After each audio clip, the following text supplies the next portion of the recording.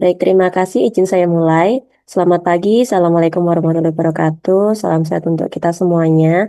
Sebelumnya saya ucapkan terima kasih yang sebesar-besarnya kepada Dekan FKIK Universitas Jambi, kemudian juga rekan-rekan dosen dan panitia yang telah mengundang kami dan menyelenggarakan acara ini ya, termasuk Dr. Esa yang telah mengundang kami secara langsung, dan juga adik-adik mahasiswa, terutama CIMSA Universitas Jambi. Kami senang sekali karena di sini kami bisa membantu adik-adik untuk memahami lebih lanjut terkait metodologi penelitian dan bagaimana kita bisa mempublikasikan artikel kita di jurnal ilmiah berkualitas. Jadi di sini saya sebagai pembuka akan memberikan dasar-dasarnya terlebih dahulu terkait metodologi penelitian, terutama bagi adik-adik yang setelah ini katanya akan menjalani skripsi ya.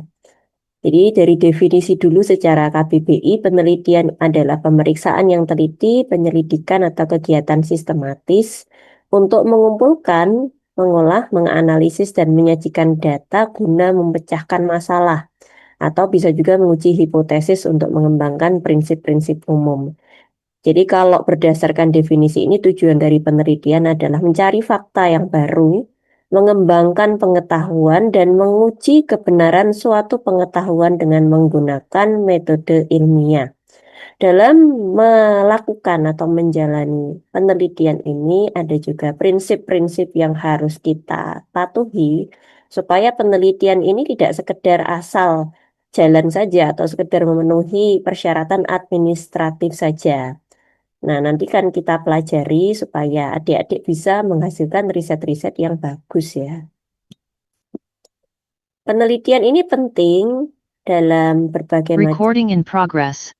mulai dari memajukan ilmu pengetahuan, karena yang namanya ilmu pengetahuan nggak bisa stuck sampai di satu titik aja, tapi pasti akan terus berkembang lebih lanjut. Dan ini nanti bisa penting untuk inovasi dan pengembangan ya, tidak hanya secara teori saja, tetapi juga aplikasi-aplikasinya yang bisa dirasakan oleh masyarakat luas. Nggak hanya kita aja yang menerima manfaatnya, tapi semua orang. Kemudian untuk mengatasi masalah-masalah, jadi seringkali kita menemukan masalah-masalah tertentu ya, mungkin teman-teman yang ada di bidang kesehatan sekarang kan banyak mulai dari masalah penelitian yang sifatnya personal, sistem kesehatan, sampai pada penelitian di tingkat kesehatan masyarakat. Nah, ini bisa kita bantu untuk atasi. Kemudian untuk memberikan keputusan yang berbasis evidence. Nah, kalau kita mau membuat keputusan, itu kan harus berdasarkan bukti klinis, bukti ilmiahnya ya, evidence-based medicine. Misalnya aja kalau kita sebagai dokter, kalian kan calon-calon dokter ya, menemukan suatu kasus gitu ya, terus bagaimana cara menangani suatu kasus tersebut kan ada guideline-nya. Guideline itu disusun berdasarkan bukti-bukti ilmiah penelitian yang ada sebelumnya.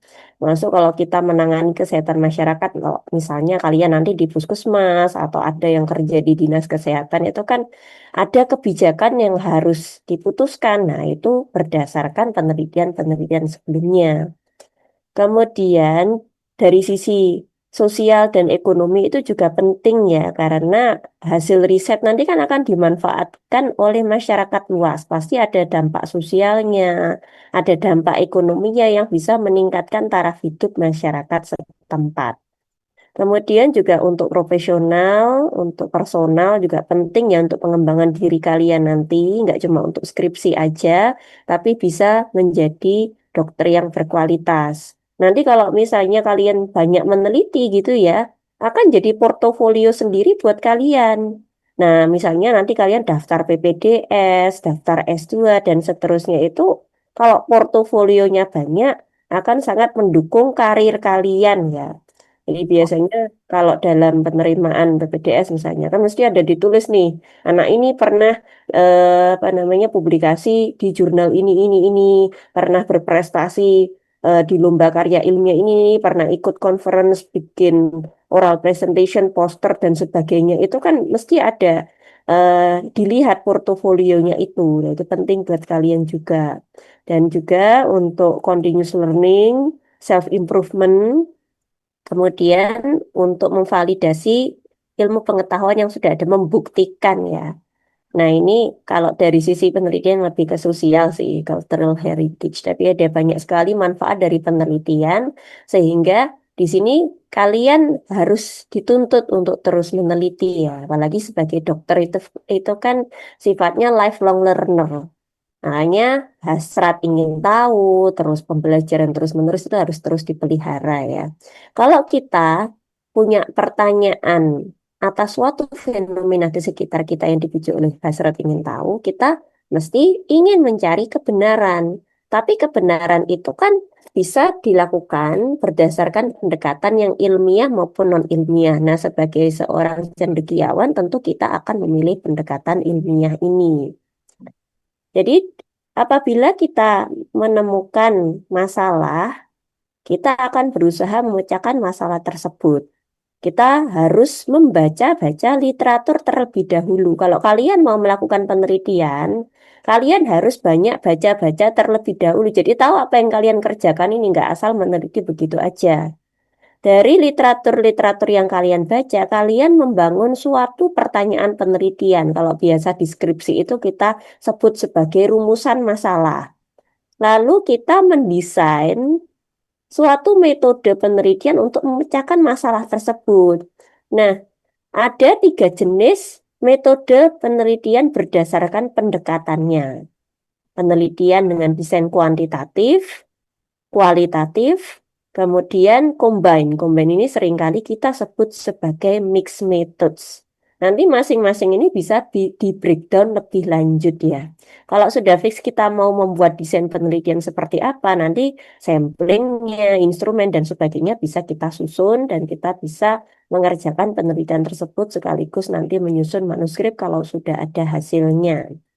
Ini yang harus kita bangun terlebih dahulu, di mana kalian harus aktif memiliki rasa ingin tahu atas fenomena yang ada di sekitar kalian, terutama fenomena kesehatan ya, karena kalian kan mahasiswa kedokteran. Dan harus banyak-banyak membaca. Kalau baca, kita akan tahu, oh penelitiannya yang ada sudah sampai sini, sehingga kita butuh penelitian yang jenis seperti apa, dan bagaimana cara memecahkan masalahnya, kalian juga akan tahu kalau banyak membaca. Jadi, tadi sudah saya singgung ya, ada 3 jenis metode ilmiah berdasarkan pendekatannya. Yang pertama kuantitatif, sesuai namanya dia melibatkan data-data yang sifatnya itu numerik, berupa angka. Dia bisa sifatnya itu mengukur prevalensi atau angka kejadian, tapi bisa juga dia memverifikasi atau menguji hipotesis dan bahkan mencari hubungan kausatif antar variabel. Kuantitatif ini biasanya membutuhkan sampel yang besar, kemudian pengambilan datanya lebih terstruktur. Kemudian dari sisi analisisnya dia adalah jenis yang deduktif. Setiap pendekatan desain ini ada plus minusnya sendiri-sendiri. Jadi penelitian yang kuantitatif ini terutama kalau kita mau ingin menguji hipotesis, mengukur hubungan sebab akibat atau menghasilkan bukti yang bisa digeneralisasi. Pendekatan ini lebih kuat kalau dari sisi validitas eksternalnya, presisi statistik. Jadi biasanya untuk yang kuantitatif ini ada uji-uji statistiknya. Dia juga bisa direplikasi. Tapi kalau dilihat dari sisi yang lebih dalam, misalnya dari sisi faktor konstektualnya, makna subjektifnya, atau mekanisme yang tidak bisa dikuantifikasi, ini kurang kuat ya. Jadi untuk riset-riset biomedis, teman-teman yang suka berkutat di bidang biomedis, biomol gitu-gitu, epidemiologi, intervensi klinis, metode ini biasanya jadi pilihan utama. Kalau yang jenis kualitatif, ini sifatnya mengumpulkan data-data yang bukan berupa angka, misalnya pengalaman, persepsi, perilaku. Dari sini kita bisa mengeksplorasi teori-teori, bukan membuktikan hipotesis ya. Jadi di sini biasanya sampelnya juga nggak terlalu banyak. Dari sisi pengambilan datanya semi terstruktur dan jenis analisisnya itu analisis yang induktif. Terutama kalau kita tujuan utamanya ingin memahami makna, pengalaman subjektif, proses sosial, atau proses yang kompleks ya, kita bisa pakai yang ini. Metode ini keunggulannya untuk mengeksplorasi fenomena-fenomena yang belum banyak dipahami, menghasilkan teori baru atau menjelaskan mekanisme yang sulit ditangkap melalui angka.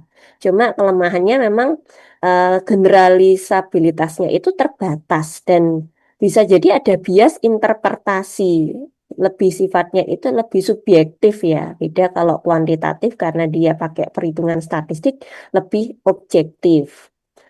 Jadi ini kalau teman-teman suka penelitian yang sifatnya kayak perilaku budaya gitu, mungkin teman-teman ingin menganalisis perilaku suku-suku atau budaya tertentu. Contohnya kalau di Jambi itu kan ada suku anak dalam ya. Ingin meneliti gimana sih perilaku masyarakat di sana, terus nanti dihubungkan dengan eh, derajat kesehatan masyarakat sana gitu misalkan. Nah, itu bisa menarik untuk menggunakan pendekatan yang kualitatif ini. Kemudian yang ketiga adalah mixed methods. Ini adalah gabungan dari metode kualitatif dan kuantitatif. Nanti ada beberapa jenisnya. Bisa yang salah satu lebih dominan, bisa yang salah satu dikumpulkan lebih dahulu. Nanti akan kita pelajari ya. Untuk mixed methods ini, dia bisa efektif kalau pertanyaan penelitian memerlukan pemahaman mendalam dan estimasi kuantitatif sekaligus. Jadi kalau misalnya kita ingin mengetahui efektivitas intervensi sekaligus mendalami pengalaman peserta atau hambatan di dalam implementasi program itu. Jadi memang ini validitasnya lebih kuat, keluarannya lebih kaya, tapi tantangannya kebutuhan sumber daya lebih besar karena kita melakukan dua jenis penelitian ini sekaligus. Kemudian kompetensi metodologis yang diperlukan juga harus bisa dua-duanya dan desainnya itu lebih kompleks, termasuk juga waktunya lebih panjang daripada kita mengerjakan kuanti atau kuali salah satu aja. Jadi ini perbedaannya nanti bisa adik-adik baca ya. Untuk pengumpulan datanya juga berbeda antara yang kuanti dan kuali. Kalau yang kuanti itu terstruktur, terus biasanya ada instrumen tervalidasi yang pertanyaannya itu close-ended, kayak yes, no, atau ya tidak gitu ya. Kalau kualitatif tidak terlalu terstruktur ya, jadi istilahnya semi terstruktur. Dan biasanya pertanyaan-pertanyaannya itu lebih open kayak bagaimana pendapatmu tentang ini, apa yang kamu rasakan, dan sebagainya. Jadi dari sisi analisisnya juga berbeda. Kuantitatif itu biasanya kayak ada uji hipotesis, uji statistiknya, atau bisa berupa angka-angka kayak persentase, prevalensi, angka rata-rata, median, dan sebagainya. Kalau yang kualitatif itu lebih eksploratory. Samplingnya juga beda. Nanti akan dipelajari lebih lanjut ya untuk sampling diterangkan Dokter Jenny kan kalau nggak salah. Kalau kuantitatif itu bisa probability atau non-probability sampling. Kalau kualitatif non-probability sampling. Nah, kelemahannya kalau yang kuali, karena dia non-probability sampling lebih susah untuk digeneralisir ke populasi yang lebih luas. Jadi ini hampir sama dengan yang tadi, plus minusnya nanti mungkin bisa dibaca sendiri ya. Untuk yang kuanti, dia bisa terukur, dipakai uji statistik, sampelnya lebih besar, kontrol saintifiknya lebih kuat, biasanya jenis datanya itu rasio atau interval, dan pertanyaan instrumennya itu close-ended. Kalau yang kuali itu, dia lebih fleksibel. Kemudian pengumpulan datanya biasanya berdasarkan teks ya. Jadi banyak nyatetnya atau banyak ngomongnya kalau kita pakai pendekatan kualitatif ini. Tidak pakai uji statistik biasanya sampelnya lebih kecil, nggak usah banyak-banyak. Dan biasanya nggak pakai perhitungan besar sampel minimal yang rumit. Datanya biasanya ordinal atau nominal dan pertanyaannya lebih open-ended. Nah, ini juga tujuannya masing-masing. Untuk kuantitatif lebih terstruktur. Kemudian untuk yang kualitatif ini semi terstruktur. Kalau mixed methods, nanti ada beberapa. Apakah kita mau menjalani keduanya sekaligus, kuanti dan kuali, atau kuanti dulu baru kuali, atau kuali dulu baru kuanti, atau pilih salah satu yang lebih dominan. Nanti ada beberapa jenisnya. Mungkin kalau adik-adik S1 itu, kalau pengalaman saya jarang ya lihat-lihat yang mixed methods ini ya. biasanya antara kuali atau kuanti. Terutama kalau kedokteran itu banyak yang kuanti ya, karena kita kan banyak berkutat dengan angka. Tapi kalau adik-adik mau kuali ya boleh-boleh aja. Biasanya kalau mixed method itu buat anak S2, S3 gitu. Nah, ini untuk reasoningnya berbeda. Ada dua reasoning, induktif dan deduktif. Kalau induktif itu dari pengamatan, ini biasanya untuk yang penelitian kualitatif. Dari pengamatan yang ada, kita melihat atau mengenali pola-pola tertentu dan dari situ kita membuat kesimpulan. Jadi sifatnya memang lebih subjektif ya, untuk kualitatif ini sifatnya induktif. Nah, kalau yang kuanti itu lebih ke deduktif ini. Dari teori yang ada, kita membuat suatu hipotesis. Lalu kita menguji kebenaran hipotesis tersebut. Misalnya, apakah pemberian suatu terapi bisa meningkatkan apa namanya, meningkatkan outcome atau memperbaiki kesembuhan dari penyakit tertentu. Nah, kita mau menguji hipotesis itu. Atau contoh lain, apakah faktor risiko merokok itu bisa meningkatkan risiko kanker paru. Nah, itu kita uji dengan hipotesis ini.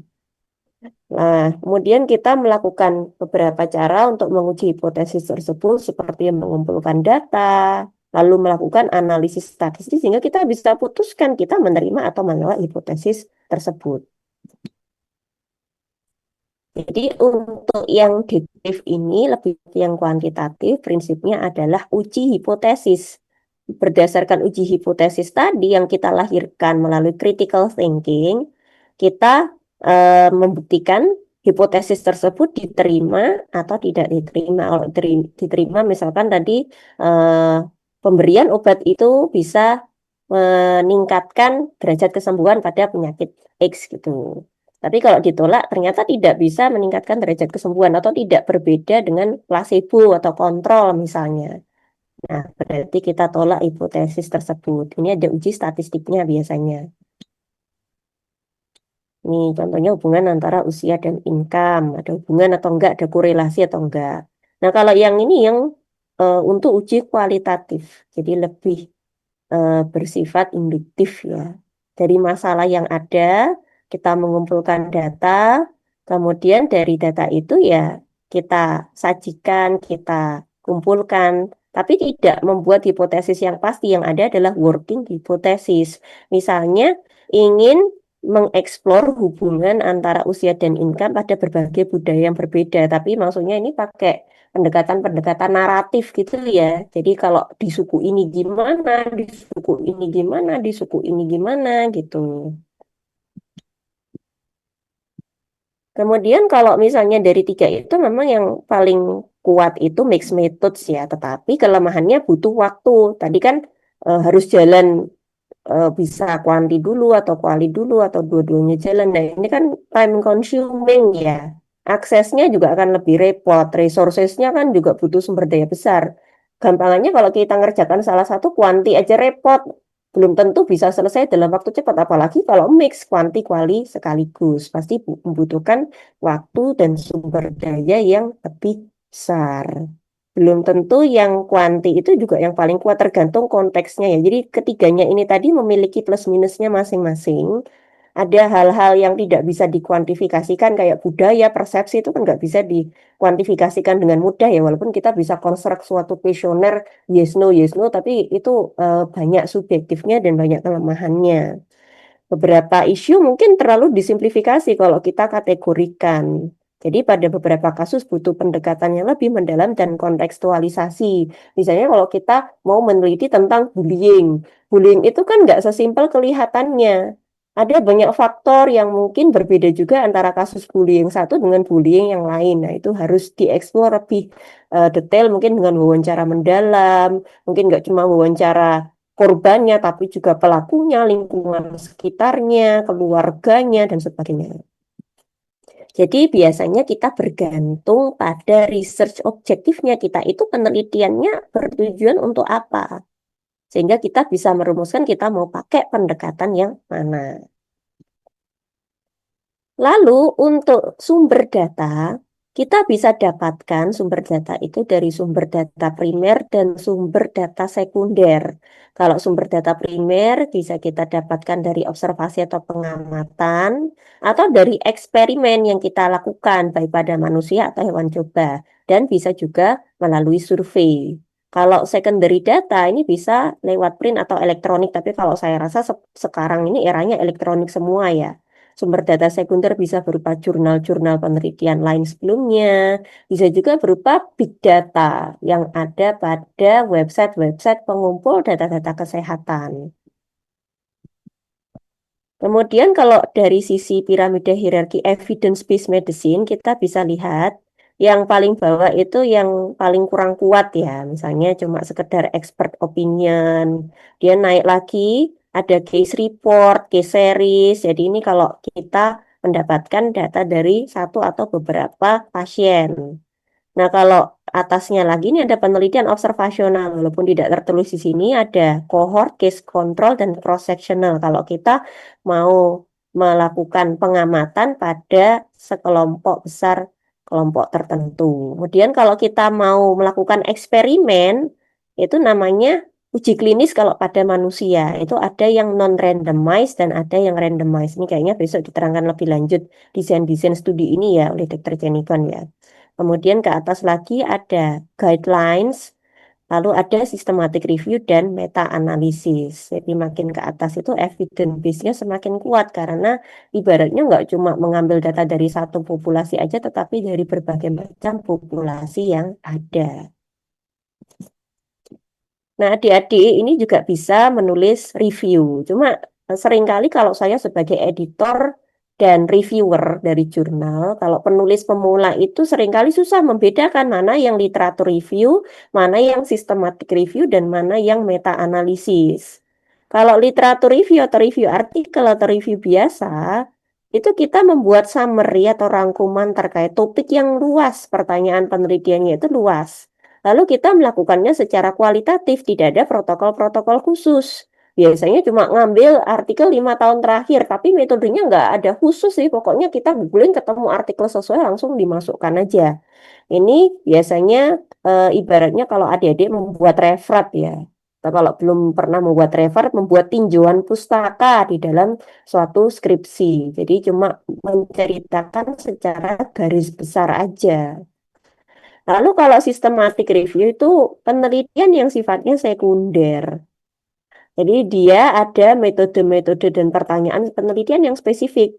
Kalau di tempat kami di UNER, systematic review ini juga bisa dipakai skripsi, tapi kami nggak tahu ya kalau di UNJA bisa atau enggak. Nah, systematic review ini ada metode khusus, sehingga kalau di dalam pembuatan papernya beda dengan review biasa. Review biasa kan cuma kayak pengantar introduction, terus isi reviewnya apa, kemudian conclusion. Nah, kalau systematic review itu seperti penelitian primer ada introduction, methods, results, discussion, baru conclusion. Systematic review bisa dilanjutkan menjadi meta-analisis kalau dilanjutkan dengan analisis statistik. Jadi ada analisis dengan software tertentu untuk membuktikan hipotesis dari suatu penelitian yang kita uji. Kita kumpulkan macam-macam penelitian, terus kita uji efek gabungannya di mana. Terus secara keseluruhan dia bermakna atau tidak, signifikan atau tidak.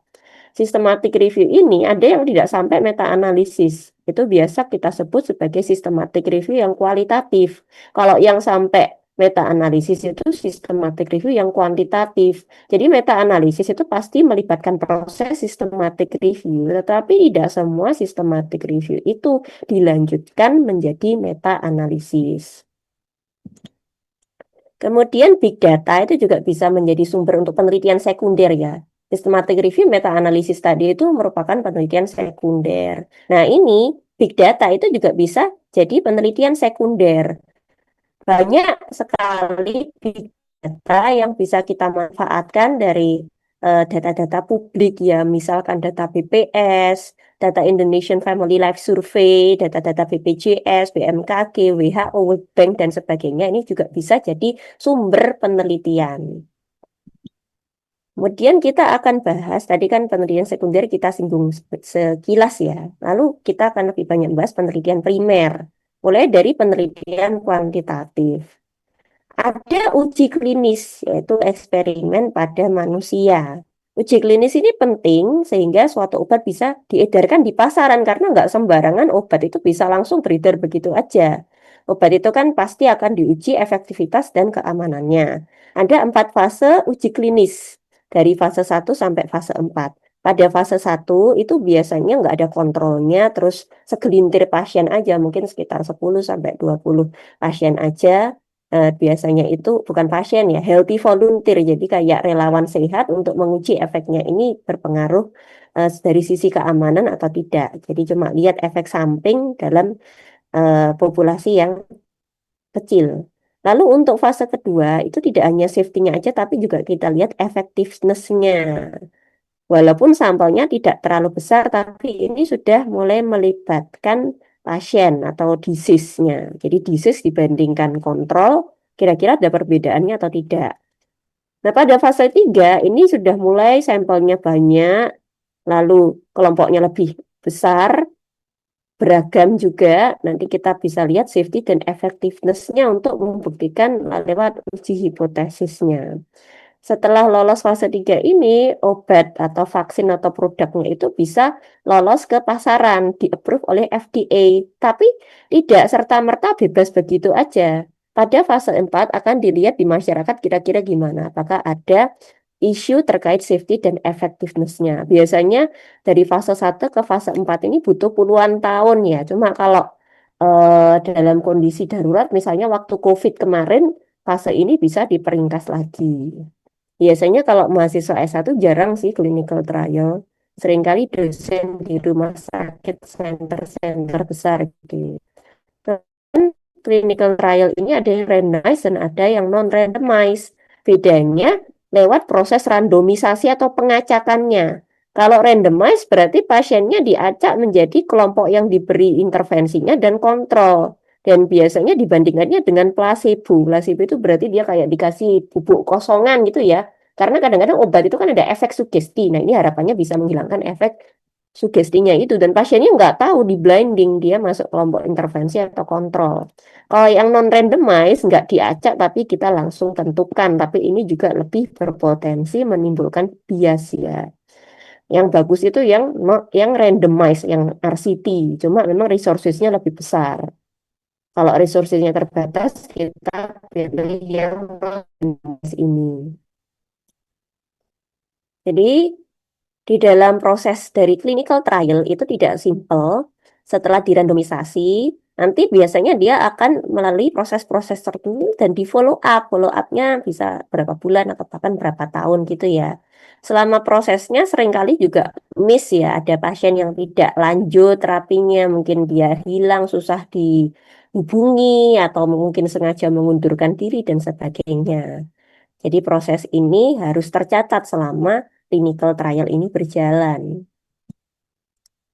Kalau yang tidak melakukan eksperimen pada manusia itu ada namanya penelitian observasional. Nah, dia ada 2 jenis, ada kontrol atau pembandingnya atau tidak. Kalau misalnya dia tidak ada pembandingnya, berarti penelitiannya deskriptif aja. Nah, ini bisa cross-sectional deskriptif atau case report, case series. Di sini kita tidak menguji hipotesis ya kalau yang jenis deskriptif ini.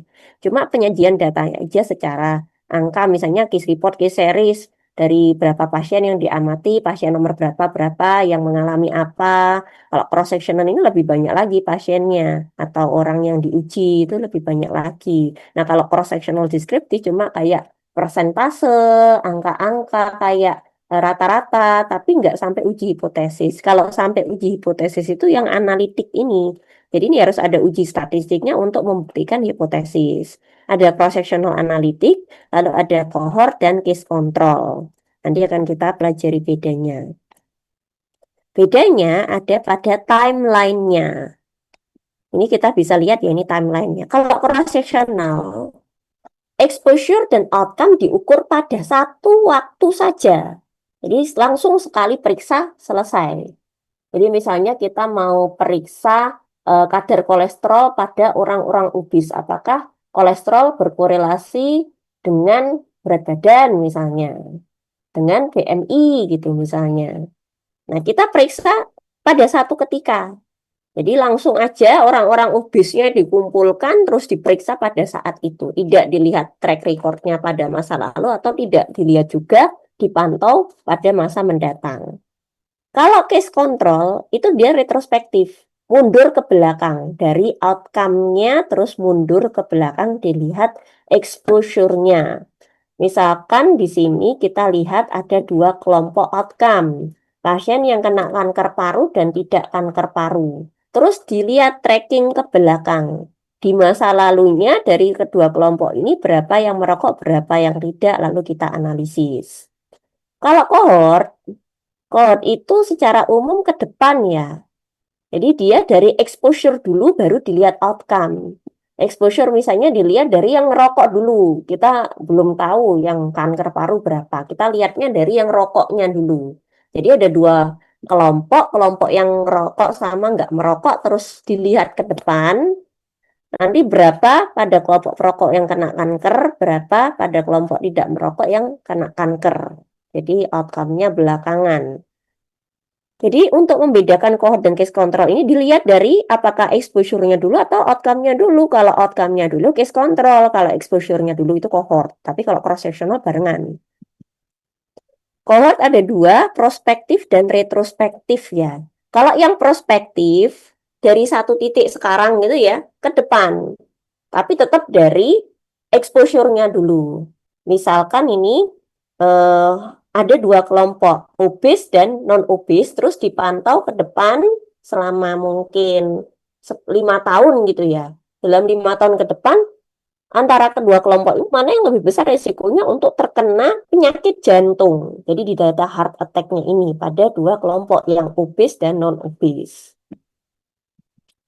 Kalau yang retrospektif, mundur tapi balik lagi maju ke depan. Jadi tetap berangkatnya itu dari expose non-expose, tapi mundur gitu. Misalkan di sini bahan kimia terhadap risiko kematian di pabrik tertentu, pabrik ban ini misalnya ya. Jadi dilihat ke belakang, ada dua kelompok yang terpapar bahan kimia sama yang nggak terpapar. Mungkin terpapar itu kelompok yang bekerja di area-area tertentu gitu ya. Terus yang nggak terpapar itu di area yang bebas bahan kimia itu. Terus diamati ke depan, misalnya sampai saat ini. Dilihat yang meninggal berapa pada kelompok yang expose dan berapa yang meninggal pada kelompok non-expose.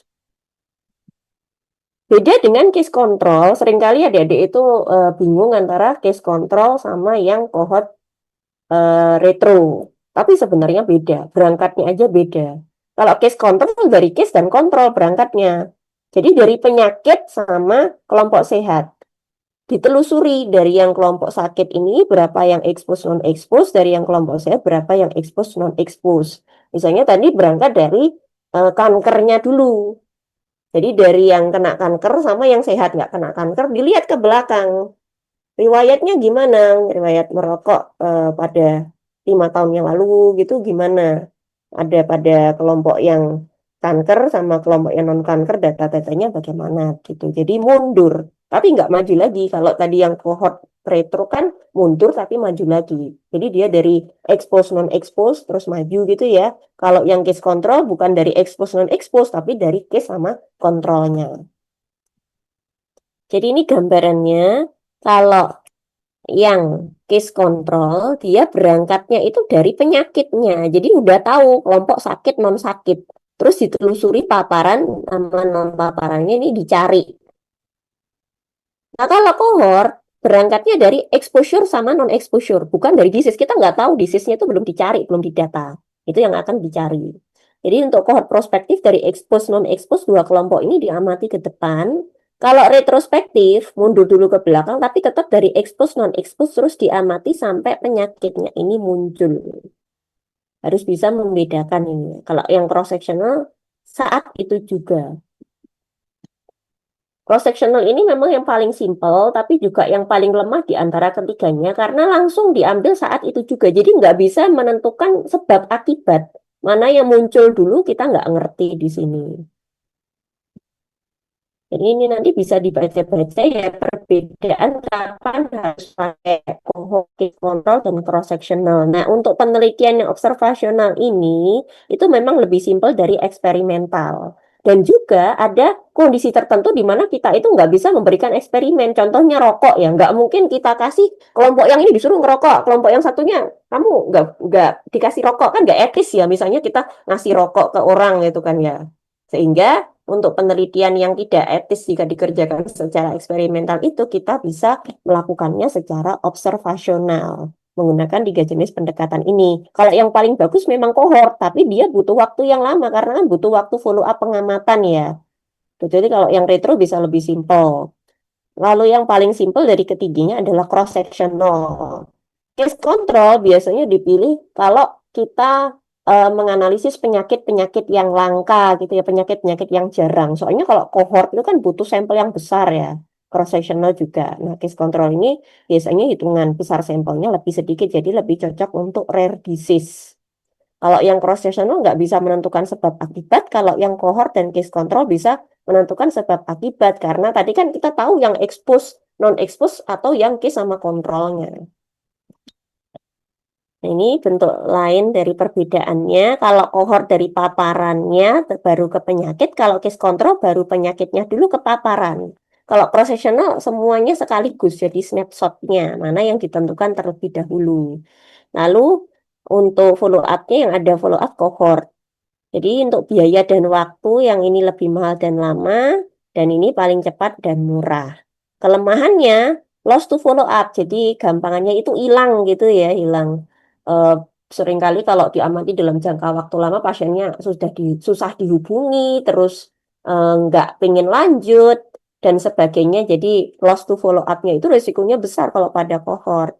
Kalau case control itu recall selection bias, gampangannya itu lupa. Kalau ditanya dulu riwayatnya apa pernah begini terus orangnya lupa gitu kan ya agak susah ya bias ya nanti ya. Karena pada case control ini kita melihat riwayatnya pada masa lalu. Kemudian cross sectional ini kelemahannya tidak dapat ditentukan kausalitas. Jadi masing-masing tetap ada plus minusnya. Mungkin kalau adik-adik mau lebih simpel, skripsinya cepat selesai bisa cross sectional, tapi memang kelemahannya tidak menentukan kausalitas ya. Lalu untuk uji eksperimen selain pada manusia juga bisa dikerjakan pada non-manusia. Misalnya saja in silico. Kalau in silico itu virtual. Sekarang saya lihat adik-adik S1 itu biasanya udah canggih, lebih canggih daripada generasi kami ya kan. Gen Z itu kan teknologi IT-nya kan oke. Itu bisa banyak yang dikerjakan in silico. Misal mau ngecek kandidat obat baru, itu diklopkan sama targetnya. Kemudian mau ngecek vaksin, kira-kira vaksinnya ini cocok atau enggak gitu. Itu pakai komputer. Kalau in vitro dikerjakan di tabung reaksi, contohnya uji resistensi antibiotik, kemudian uji stem cell atau uji herbal di cawan Petri gitu ya. Kalau yang in vivo itu menggunakan hewan coba.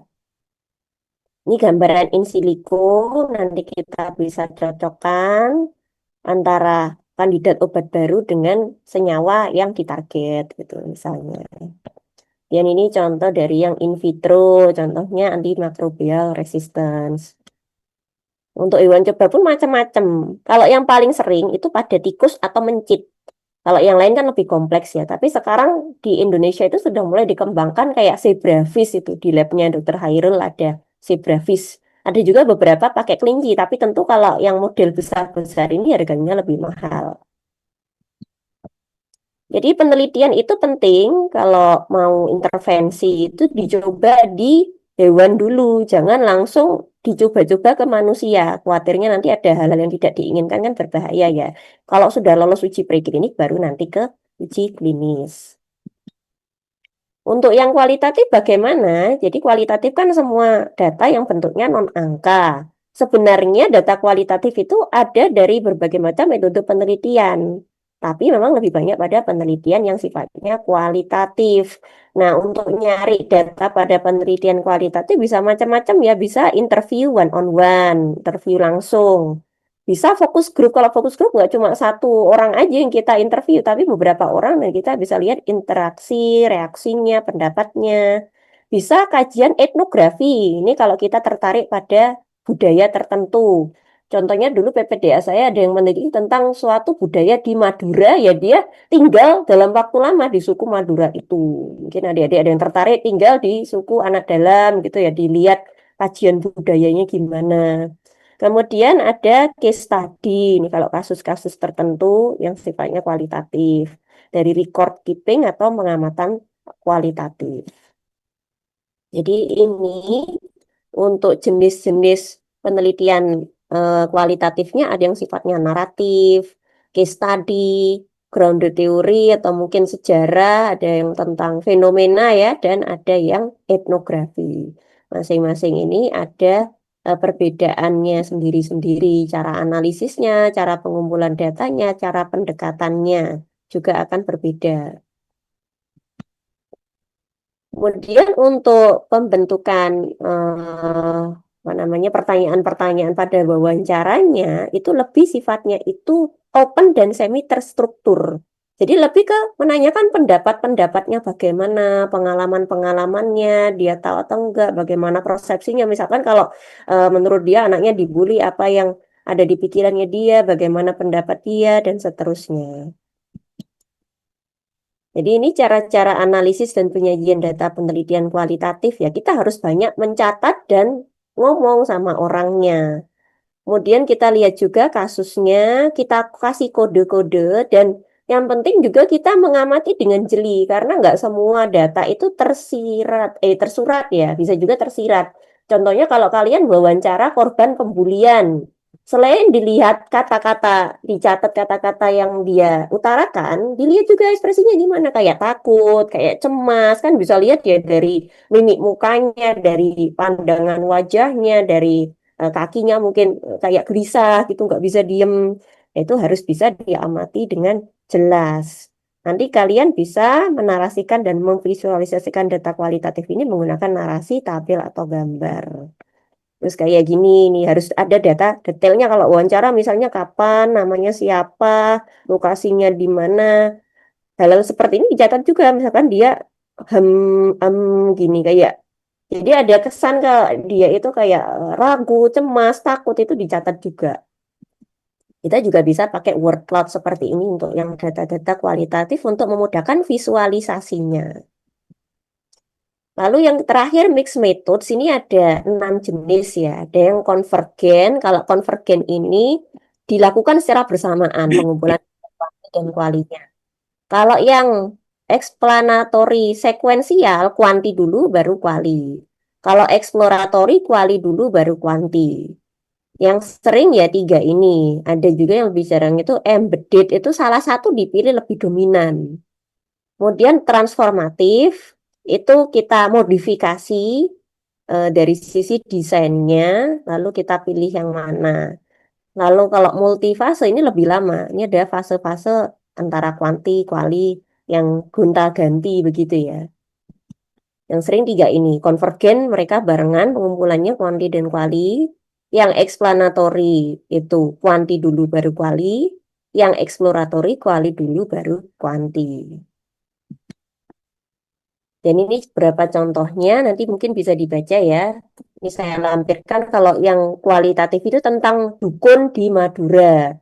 Jadi gimana persepsi orang-orang Madura tentang dukun. Terus ada kiai-kiai yang berkedok, dukun berkedok kiai dan sebagainya. Itu lebih ke budaya-budaya yang ada di masyarakat tertentu, persepsi, pendapat gitu.